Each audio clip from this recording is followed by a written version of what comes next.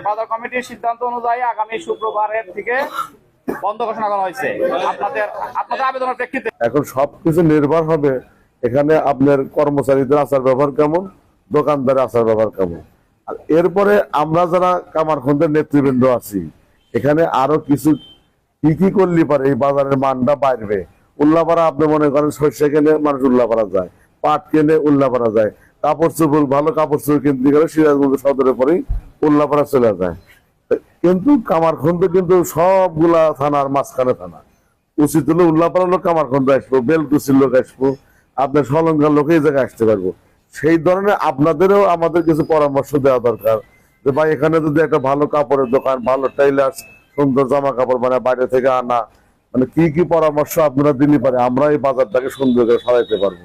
এখানে যদি মনে করেন যে সিরাজগঞ্জে গেলে এবারে ভালো পাওয়া যায়। আবার কিছু বলতেছে না শুক্রবার নামাজ কালামের দিন, ওই দিন যদি বন্ধ করা যায় সবচেয়ে ভালো শনিবার করা যায়।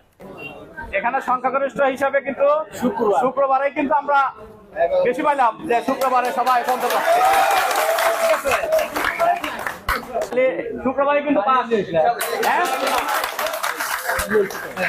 আপনারা সেটা কার্যকারী করবেন যে আগামী শুক্রবারে যদি কেউ দোকান খোলেন আমরা ওয়ার্নিং হিসাবে কিন্তু আগামী শুক্রবার আপনাদেরকে হয়তো বলে দেবো, কিন্তু দ্বিতীয়বার কিন্তু আমরা বলতে যাবো না, সরাসরি কিন্তু আপনাদের সাথে নিয়ে বাজার কমিটি আপনাদের বিরুদ্ধে প্রয়োজনীয় ব্যবস্থা নেবেন। হাফ বেলা চান না ফুল বেলা চান? হ্যাঁ, সবাই কি ফুল বেলা চান? হ্যাঁ, এটা হাত তোলেন তো সবাই, কারা কারা ফুল বেলা চান?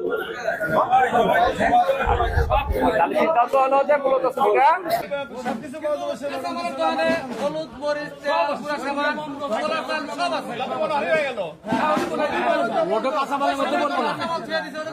ওটা কাঁচা